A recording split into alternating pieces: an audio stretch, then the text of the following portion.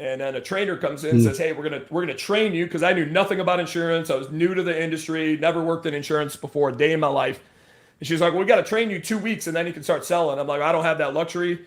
I got payroll around me. I don't have that money. We got to start selling today, and then you can train me while I'm selling." So I Mm. remember my first customer to this day, Geraldo Hernandez. I ripped him out of the line at the DMV while he was waiting. And it took me 4 hours to sell his insurance policies because I'm in this like DOS-based system trying to figure out what I'm doing. But because I kind of went all in on it that way, I learned very quickly. I set the tone and acted as if somebody was trying to take it away from me 24 hours a day because they literally were. I looked at that check every single day, and I knew if I didn't put in the work, I didn't fight through my health battles that I was still dealing with, and just go around the clock. I guess the fear of the alternative created enough fear in me to just hustle like I never hustled in my life because I knew the alternative was my dream ending as fast as it started, closing the doors, and then going down that path, maybe a disability, and that I needed and I craved a different life.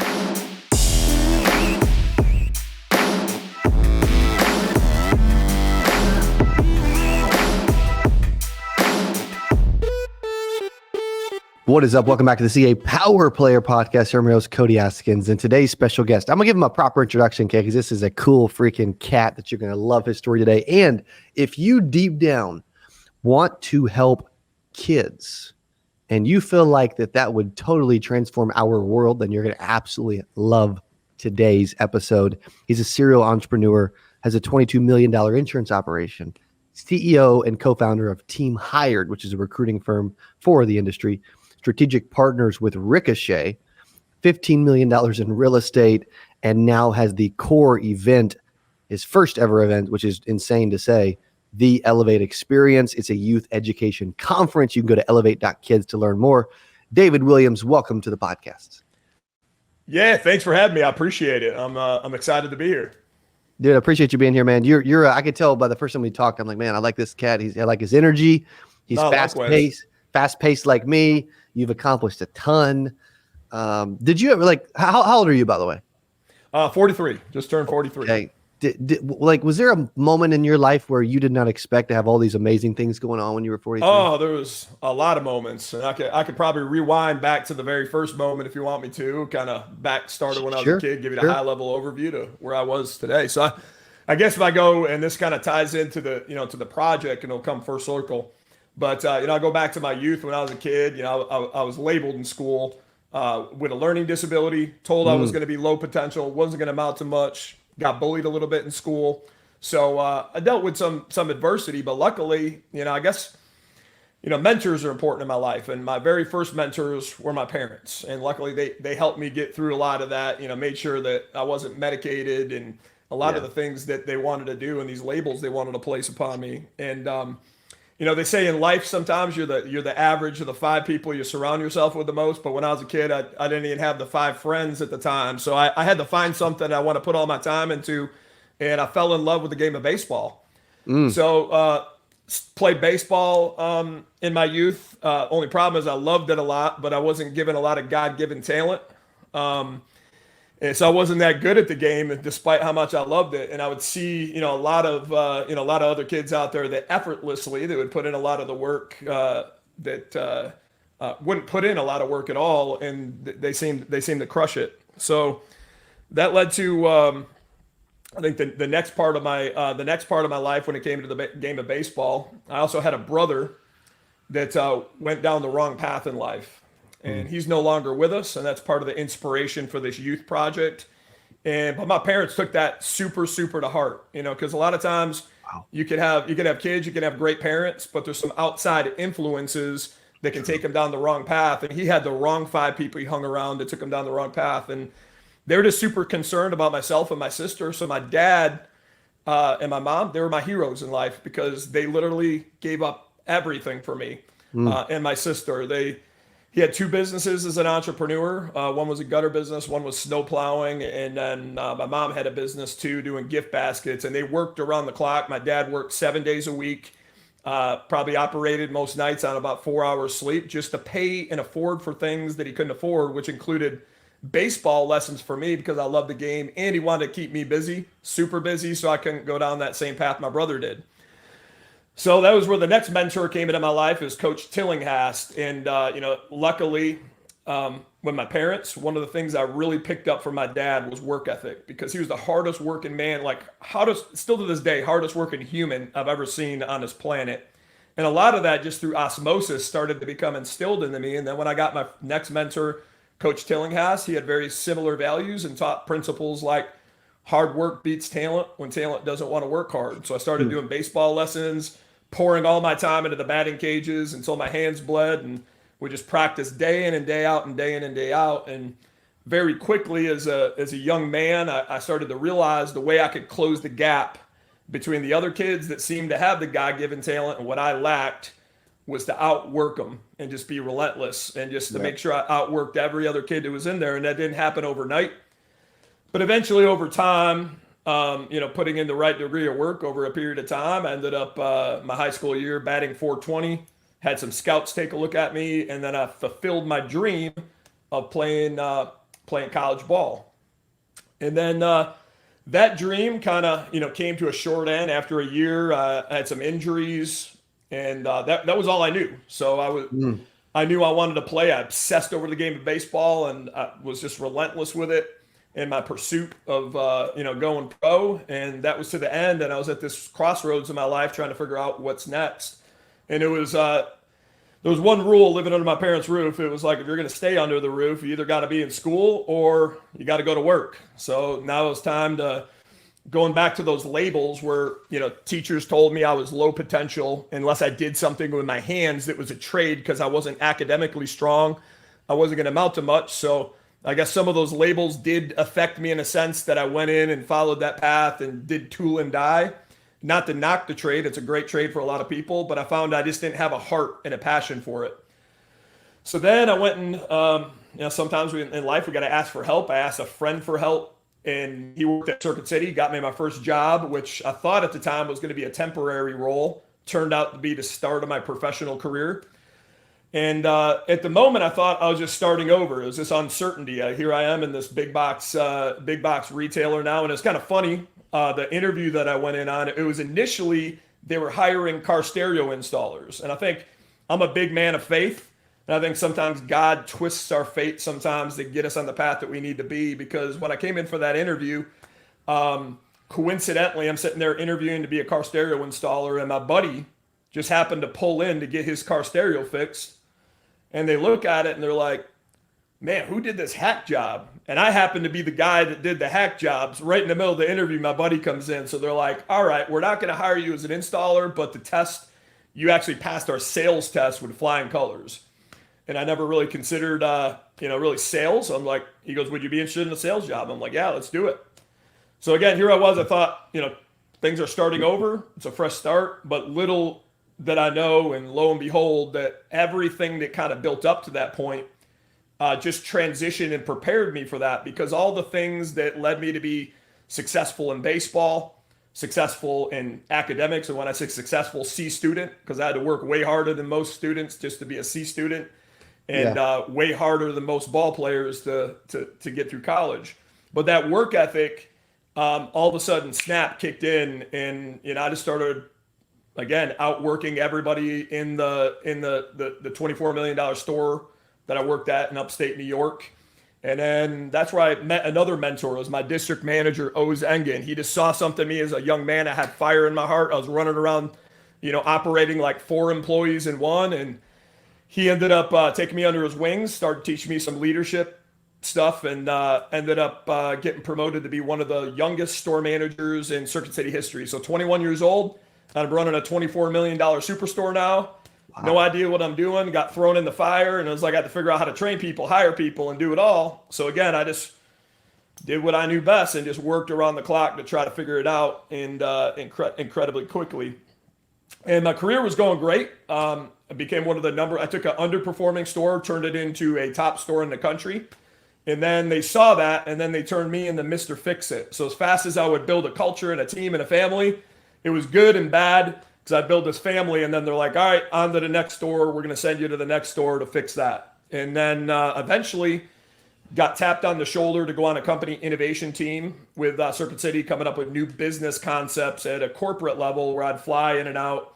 And that was kind of the peak of my career. And here I am, I'm thinking, yeah, I'm going to move up the company ranks. So I'm going to be a DM, I'm going to be a regional manager. And then the unexpected happened again one day. But this time it was my health.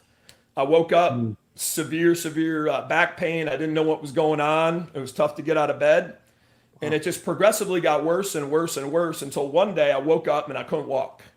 My ankles swelled so big, my toes swelled so big, I couldn't even walk. I was coming in on crutches, still trying to come into work. And they said, Dave, you got to go on disability, get well. And that I did. And I was diagnosed with a condition, ankylosing spondylitis. It's kind of like a rheumatoid arthritis. It's a severe degenerative spine condition. And my doctors were telling me at the time, they're like, most people with what you got, just to let you know, end up on long-term disability for life. So here's another label again, but this time it's in the face of my doctors telling me that the outlook of my life, I'm just visualizing myself sitting on a couch, being on long-term disability. I knew that wasn't the life God had in store for me. That wasn't the life I wanted to have for my beautiful wife. And I also knew deep down that I needed to be the one, right? Because my parents growing up, again, they were my heroes, but they gave everything. They never put new clothes on their back. They never took vacations. They never saved for retirement. So their retirement looked pretty grim because of all the sacrifices they had. And I knew that I had to be the one. So I did something kind of crazy in the moment, and I still got the check in my cabinet up there to this day. I wrote out a check for $1 million. And it wasn't about the money, but I wanted to put that in frame, something to focus on, because I knew if one day I could figure out, I had no idea how I was going to do it, but one day if I could figure out how to cash that check, I could live a life on my own terms. I'm not on retail on my feet. I could take care of my wife, and I could be my hero's hero one day and provide for them. So that check had this incredibly deep meaning, and I looked at it every day, just obsessing over how I'm going to do it. Finally, the 6-month mark of being off of work comes up. I'm still not well. But I had to force myself to get back to work. Otherwise, they couldn't hold my position any longer. So I forced my way through it, still struggling with my health. And I'm broke now because I didn't get paid very well for 6 months. And I got behind on my mortgage. And I finally started getting into the swing of things. I'm dealing with these challenges. And then, man, it felt like I was in the corner of a boxing ring and I was taking blow after blow after blow because next, all of a sudden, a customer walks in the store one day about 90 days later and says, I'm so sorry. And I'm like, well, what are you sorry about? And they're like, you don't know? It was actually just on the news that Circuit City filed Chapter 11 and they're laying off 25,000 people. In 90 days, the company's coming to an end. So here I am, my whole world, I'm this young man. My outlook is, I'm gonna keep growing inside of retail, but I'm also dealing with these, health challenges, financial challenges, and now my career is done. And man, I was just shook. I'm like, God, why is this happening? Why are you doing this to me? I didn't know what was going to happen next. And go home, I prayed on it. And, again, doctors were telling me, maybe it's a sign. Maybe it's a sign you do got to go on disability and it's a good opportunity to do it. And I knew that there was just more in store for me. So I prayed on it. And then coincidentally, I believe God a lot of times. Sometimes we think we pray and things are just going to happen in our life, and miracles do happen, but I believe more times than not our prayers are answered in the form of opportunities, and we just got to pay attention to them. And I had a friend of the family that was in the insurance business with Allstate, seemed doing well. It was a good gig, recurring revenue. That was my first taste of passive income. I'm like, wait a minute, so if you build a business, you're now getting paid in your sleep? That sounded like I needed that in my life. So I'm like, you know what, I'm going to start an insurance agency. Just made a decision and started getting my license at night while they're going out of business. Only problem was I was broke and you needed capital to start an insurance agency. So I prayed on it some more. And then all of a sudden I came in one day and it was actually up 20 feet away from the Circuit City that I was closing down. There was an insurance brokerage taking the shingle down and closing up. And it was right across from a DMV. So to me, that was that was kind of God's design for me in life. I'm like, that's where I'm going to put my first location. I'm going to put it right there. But then I still had to figure out the problem. Where do I get the money? And then pay off my debt and medical bills at the same time. So I prayed on it some more and then came to work one day in a twist of fate. liquidators came in and they said, David, all the open merchandise, the customer display models, everything, we need to get rid of and blow out pennies in the dollar. It was almost like a reflex. I just said, what if I just made it easy and I bought up everything? And I cashed out my 401k, took the hit on it. Wasn't much. Took the last $7,000 to my name. Bought up about $70,000 worth of electronics. Drove around with a buddy of mine in a truck, and I picked it up, and we filled multiple truckloads up. And I think I was like so committed to it, I forgot to call my wife. And she came home from work. She worked in retail at Victoria's Secret at the time. And she's like, she realizes she doesn't have a living room anymore. She's like, Dave, what's going on here? I see Bose systems, TVs, remote controls, everything everywhere. I'm like, trust me, this is going to be a plan to get us out. So while Circuit City was liquidating, I began to just arbitrage, inventory all the merchandise, sell it on eBay, raised enough money to pay off my debt, fix my credit at the time for my medical bills, and get the minimum capital that I needed for my first insurance agency.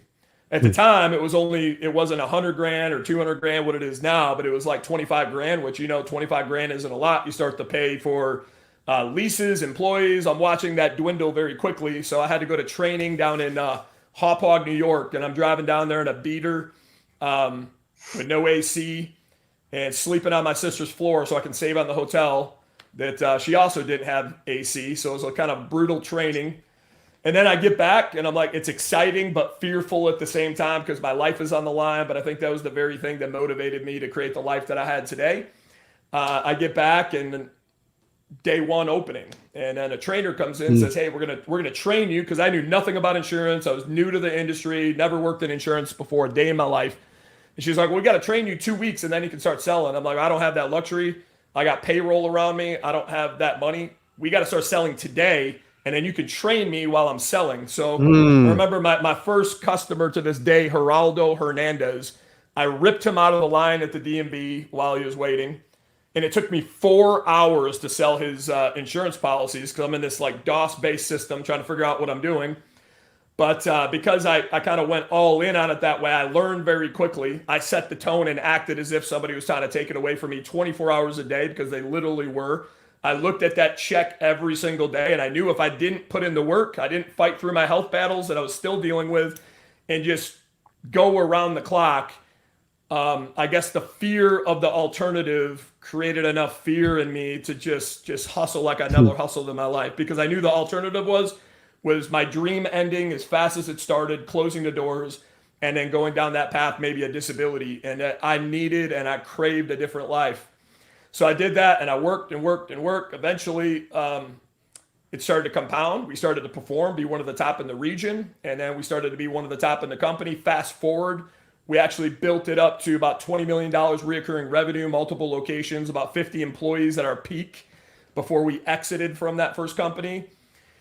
And, the cool thing about it was I got to cash that check about 6 months prior to my goal, because my goal was to cash it at the age of 35 in 5 years, and I cashed it at 34 and a half, and I became my hero's hero. I bought my parents their first brand new Cadillac, pay all their bills, took them on every insurance trip, some of the most amazing trips in the world. So I get emotional when I talk about my parents, because they did a lot for me. And just recently, it was actually in these past couple of years, my ultimate goal came true, and I got to hand my dad the keys to a brand new house here in Sarasota, Florida, which was a retirement home. Wow. Jeez Louise, dude. That's awesome. So that was that. And then, there was the writing on the wall as it went, that it felt like it was things were changing in the industry. It was becoming a little bit less entrepreneurial. I had a lot of people inside of my culture. Culture was a big thing for me. They were on development plans to own agencies, about 7 of them. They're getting ready to the point where they wanted to go out on their own. And I was like, you know what? I think now's the time. I'm going to exit. And I sold off to all my employees, took some of the capital, became the bank for the rest. And that was another kind of pivotal moment in my life that I would say was a fearful moment, but ended up being a great decision, because that led to me being the creator that I love to be, because I love building businesses, creating businesses, and kind of being in that visionary role. And that gave me the capital and the freedom to go out and do that. We started one of the top recruiting companies in the insurance space, team hired, got involved with the company as a strategic partner with Ricochet, grew that exponentially. Ended up starting another software company for hiring and recruiting. We ended up, when it comes to my health too, so if you notice a theme here, I say a lot of that to say this, ask for help in life, and mentors are instrumental. So when it came to my health, now that I had a little bit of liquidity and I had some money, I started obsessing over my health the same way I started obsessing over my career and everything before. And I'm still dealing with all these issues, and it's getting worse because they're putting me on medications that are making me worse. So I started obsessing, going to doctor, found a doctor out of DC that did things differently. He did like hormone testing, gut health testing, heavy metal testing. And I started treating my body like a business and literally testing everything, cleaned up my diet, started eating super, super clean. And then for the first time in years, I actually got off of all the medications that just kept stacking up, every painkiller, every muscle relaxer, every medication, and got my symptoms down, more than 50%, where life was starting to come back, and doing it all naturally now just by seeking out the right people, the right mentors, this time around my health. That's awesome. We went into these other, other business ventures, and I started to realize and connect the dots that every pivotal moment in my life was a who moment. It was going back to my parents, getting me to where I needed to be, my baseball coach, my district manager, and the doctors that helped me with my health. And I'm like, well, I'm going to started going to conferences. And then I realized that I could hire people that have already gotten to the places that I wanted to go, and I could start getting real life mentors, going into masterminds, started joining a lot of masterminds, getting mentors like Cole Hatter, Tim Story, David Meltzer that I work with now, that being really intentional, trying to level up, getting the roadmap and encompass, I guess, so to speak, from the people that have already been to the destinations that I'm trying to go. And that's where my career just exploded. And that's where we started all these other businesses, built infrastructure, operating procedures around, so they just kind of ran, and I could do what I do best, being the visionary, creating, launching other ventures. And, that led to each one of those. I had a real heart for impact. So we tried to have every single one of our companies, we tried to make a for-purpose business. And that was one of my mentors. Always had that in my heart, but he really solidified it. Cole Hatter, Make Money Matter. He tells the story about Tom Shoes. Anybody that doesn't know the company Tom Shoes, they were a big shoe company doing really, really well. Their average COGS, cost of goods, were $40 per shoe. But they decided they wanted to go out and try to change the world. And they said, you know what? What we're going to do is we're going to raise the average cost so that it doesn't cost us a dime. The average cost of every one of our shoes by $5. So we're going to sell them for $45. But now we're going to have a brand mission and purpose to impact. And every pair of shoes that we sell, we're going to gift a pair of shoes to somebody in need. And their brand exploded. And I think a lot of times in life we say, well, I don't have the money or I don't have the time to impact, but I'll do it later. And I share that story because I think we all have time to do it now, and we can integrate it into our brands to do it. So I started to do this into my businesses. And then I was mentoring one day with Tim Story, and it was kind of like another God idea came up. I was like, reflecting a lot of what I could have very easily went down the path my brother did. And a lot of what got me here were the right people. And then I'm looking at what's going on in America right now. And this isn't to be political, but we all know that, America is not in the best place that it could be. There's a lot of division out there. And when it comes to education, I think there's not knocking school, but I think every parent in America is concerned about their kids' education. And we're seeing a lot of kids that are going down the wrong path and off that yellow brick road, so to speak. And I thought, well, what if, imagine if they had mentors like this when I was a kid. Imagine if we gave access to kids like that. And I told Tim, I'm like, it would be pretty cool if we started the first of its kind mastermind for kids. And he encouraged me. He's like, I love that idea, and I'd love to partner with you on it. So my mentor that then became my friend now became my business partner in an initiative where we're trying to create an educational movement to impact youth, save other Gary Williams, which is my brother, from going down that path. Because, look at the sticks. We live in the greatest country on earth. I still believe that, regardless of the circumstances. But we got 1.5 million youth every year that are homeless. We got over 30% of kids in school are being medicated. And then when you ask kids and survey them at the place where they're graduating, over 90% of kids feel that they're ill prepared for life. And you go out there and you think about it, a kid that's going out in a life that feels ill prepared and is fearful. In a place of fear, what do? We make wrong decisions. We go down the wrong path. We do some of the wrong things. And then you look at that as well. Anybody that's 25 and under in the U.S. right now, I think it's 77% have subprime credit scores and they're living paycheck to paycheck. So I look at that and there's an educational epidemic going on. And I had to learn the hard way. I didn't understand credit. I didn't understand a lot of these things till later in life when I found out the hard way. And I was like, imagine if we gave these kids the roadmap. We taught these kids a different way. I can't think of a better way to impact and, go out there and do my part in this country than trying to change our next generation. Because maybe, we teach our kids, well, the American dream is go out and buy that new iPhone, buy that new house, go get the Mercedes, and that's it. And then, college, and that's not knocking college, but a lot of kids are going because they're fearful.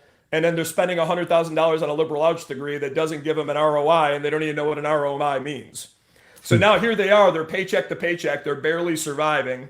That's not the American dream to me. But imagine if we taught kids another way. Imagine if instead of getting that first home, take advantage of the home buying programs that are out there. Maybe get a duplex. You live in one half, Airbnb the other half out. Get yourself maybe a positive net cash flow coming in that's paying for your living expenses, giving you a little bit extra that pays for that Mercedes. So now you got this piece of real estate that's literally covering your expenses, and you're not having to depend on going out to work just to meet ends meet so you can keep your head above water. We can teach our kids so many different things in so many different ways. And we were thinking about how do we launch this. And I'm a guy that I like to, when I put my mind to something, try to do things big, I guess, as much as I can. So we decided we're going to do the first ever 2-day live event. I'm going to do my first event. And I've been running around the clock ever since, putting it together to try to impact. So we created the Elevate experience. And on August 18th and August 19th, what we're doing is we got a killer lineup. We got top motivational speaker in the world, Eric Thomas, charges $100,000 just for an hour to places like the NFL, NBA. We got celebrity life coach Tim Story, Dave Meltzer, who they based Jerry Maguire after, Gloria Mayfield Banks, Delnil Delgado, Jimmy Dart, social media influencer, Legacy Perez, Paul Getter. We just have a really, really amazing lineup that we're going to have as a part of this. Brain coach Jim Quick. Yep. And we're going to be pouring into the hearts and mind of youth, but it's not just for kids. So it's for kids, it's for teens, but they're going to be intentional about the message. So parents and adults can be a part of this as well. And we can all learn and elevate one another. And then the really cool thing about it is we're all going to be making history together. So on the 19th at 3 p.m., none other than Eric Thomas is going to bring down the house. He's going to kick it off. We're going to have a Guinness World Record officiator there. We invested heavy into this, and we paid even extra so that every kid in America or even outside of America in the world can log in virtually. It's free, not just free, but it's totally free. You come in, you log in virtually, and they'll be a part of history for attending the largest financial literacy educational event online in a 4-hour time frame. So all you got to do is register at www.elevate.kids. That's www.elevate.kids. Put your name in the Guinness World Record database. You'll get a Zoom link. You just got to show up to the record. Even if you're busy that day and you show up for 10 minutes, it counts. Put your name in the chat. Be part of history with us. We'll send you out a certificate. But really what this is we don't want to just do something small. I'm going to be going, I believe, this is my brother's name and this is my legacy. I want to shake up education.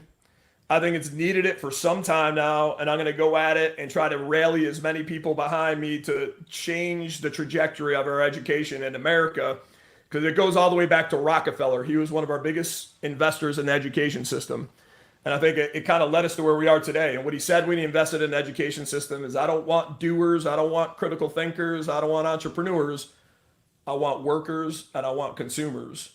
And if you really analyze that, it kind of makes a lot of sense how there's not a lot of the things that are taught in there that are in the recipe of success that so many of us have had to find the hard way. what I want to do is like God bless me with giving me that blueprint, and I just want to provide it to every kid that I can, so he has the same roadmap, that he doesn't have to struggle like I did getting through the woods to where they want to go in life. And that's a little bit about me and my story, and where we're trying to do with this mission. That's awesome, buddy. So cool, man. I appreciate sharing your story. Also, the event coming up is truly exciting. Going after world records, amazing, and trying to help kids along the way is like, that's super special. I love that you're doing that. Where's that tie come in for you? You know, like obviously you can tell it's like you get emotional, it's deep, you've got a strong why. Where's the kids piece come from for you? Why is that so important? It's two places. So I was that kid. I was the kid that was label after label after label. Dave, you're not good enough. Dave, you got a learning disability. Dave, we got to medicate you. Dave, you're going to be on long-term disability. All these different things. And then it was the same thing with my brother when he was young. He started hanging around with some of the wrong crowd, became a little bit disruptive in school, down in the principal's office a lot. And then one day he came in and he said, well, what if I just walked out? And instead of, I'm not saying all principals, teachers, or anything are like this. This was the circumstance for him. But instead of taking him under the wing like a mentor, guiding him, he said, there's the door, get out. My brother walked out at the age of 16, never came back, went down a deep, deep path of crime and addiction. He was a good man, but it was drugs that really got his grips into him. And we lost him at the age of 49. Gosh dang, dude. I'm sorry to hear that. So we started doing scholarships in his name, serve on the board of directors of the Boys and Girls Club, trying to get to the Gary Williams at a place that I wish that Dave Williams today could have got to him earlier in life. Yes. And obviously I can't rewind time and go back and do that. So I figured the best way I could honor his name is to try to do that with as many kids as possible, and then build something that's going to be here when I'm not on this earth any longer. Because we're all not here forever. Time it's a limited commodity, and when I leave this earth, I want something that's a lasting impact behind, and I couldn't think of a better thing than trying to give our kids of our next generation a brighter future. I love it. I love that you're doing it. We're also going to put the link below for those that will be watching. Elevate.kids. I just typed it in my bar. It went straight there. It's got a nice little pop. And I'll throw one other thing in there too, because I think it's a state of affairs in America right now. I think when you look at, we're focusing on 5 things we teach in the program: faith, family, freedom, finances, and fitness. And really what that sums up to is personal excellence in every important piece of your life. Personal excellence in your relationships, personal excellence in your career, your fitness, all those different things. Because we look at where the country is, how divided we are. We look at we're going down the wrong path. And I think a lot of people, aren't speaking up because they think, well, what can I do? There's nothing I can do to change it. Well, of course there is. Imagine if every person in America just showed up and tried to be the best version of themselves and insisted on personal excellence. And everybody's doing that in masses. Well, if everybody's doing that, what do people typically do? People will do as you do before they do as you say. And then you can influence, and then we can cause a drastic change in there. So I think anybody that's listening to this and they're wondering what can they do for, they love our country and what can they do about it, just show up as an individual. When I go and work out, it might sound a little crazy. I work out in my front yard so my neighbors can watch me. Because what I want them to do is like see the guy that's in the best shape in the neighborhood. And maybe what I'll do is my neighbor will start picking up a dumbbell and he'll get off the couch, stop eating the wrong way, and do it. So everything I try to do is public. They also say, like the saying in the Bible is, don't let the right hand know what the left hand's doing. Well, I'm a believer. I think now more than ever, we have to share the good we're doing. Because sharing the good causes other people to do good. And there's too much in the media. It's all negativity, and fear, and fear, and fear. And by us going out and loving our neighbor and impacting other people, well, that feels good. And people feel good at being a part of that when they feel, and that's actually one of the things we're teaching our kids. So part of our program, we're teaching them philanthropy. And we're going to have like Jimmy Darts coming in, one of the top philanthropists, works with Mr. Beast, goes out and gives cash to people, does some cool stuff on social media. But then they're not only going to learn, we're going to give kids action guides that by the time our next call, they go out and they have to do an act of good, show them how to do it, how to execute it, how it doesn't take money, and then report out what it felt like in their heart to do that. Because sometimes they need to feel that feeling early on to give them a taste, because I think doing good perpetuates other good, and it can be addicting, and we just got to expose our kids to that. And that's another thing they're not teaching in school. Dude, I love that you're also like working out in the front yard for your neighbors to see. Like, that's freaking incredible. I need to start doing that. Most of my people in my neighborhood are like 60 and 70 something years old, so they probably think that they already think I'm nuts. That would really solidify it. One thing same here. I get a lot of people think I'm crazy too, but I think that comes with the territory, right? Amen to that. I'd rather than think I'm crazy than normal, Yeah, right? For sure, man. Just special. Why don't we wrap crazy up? To be normal. I don't know. Yeah, exactly. Yeah. Right. Exactly. Why don't we wrap up and take a few minutes to like really, for those that are interested in helping out with the Guinness World Record and kids and like getting behind the movement of what you're doing. Let's push them to that and get people involved and tell them how. That'd be absolutely amazing. And I definitely appreciate your support on it. And that's the biggest thing I could ask for is just everybody to that event. I promise you, like, I'll give you, like, you can hit me up, davidwilliams@teamhire.com. If that's not an event that impacts your life in some way, shape, or form, email me and I'll do something for you. I'll figure it out if it doesn't add tremendous value into your life. So what I ask everybody is to show up and bring people with you. Bring your kids. And again, it doesn't have to be just for kids. This is going to be a message that's for kids. It's for teenagers. It's for adults. It's for individuals.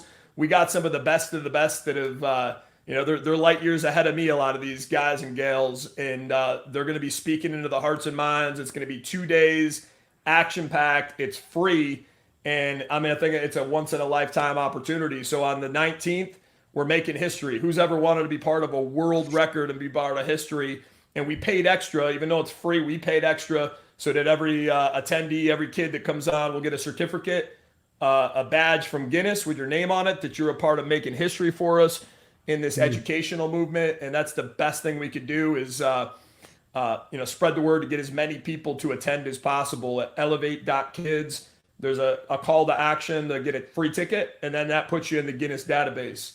And one thing beyond that is if you know an organization like Boys and Girls Club, a soccer team, a school, and you could get it out to the organization and do a viewing party.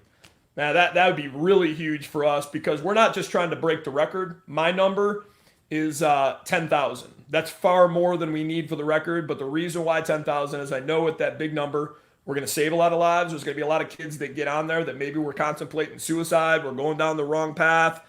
And it's going to save a lot of lives. There might have been somebody who was going to make a bad decision that was going to destroy their credit like I did for a number of years. There's going to be so many kids, I think, that we can change their trajectory of their lives, including adults. And by getting 10,000 people there too, it'll not only impact them today, but it'll show every single person that put their trust in us and every speaker that's showing up that we do things in a big way. And their time, we were a great steward of their time. And that could potentially allow us to reach 1 million people in the future by getting them to come back and doing this every year over and over again. So it would absolutely mean the world to me and my brother's name for everybody to show up and bring an army with you, and let's make history together. It's cool. I love it. Dude, thank you for being a part of this thing. Thank you for what you're doing. I'm excited to get a part of it and be involved and help any way I can.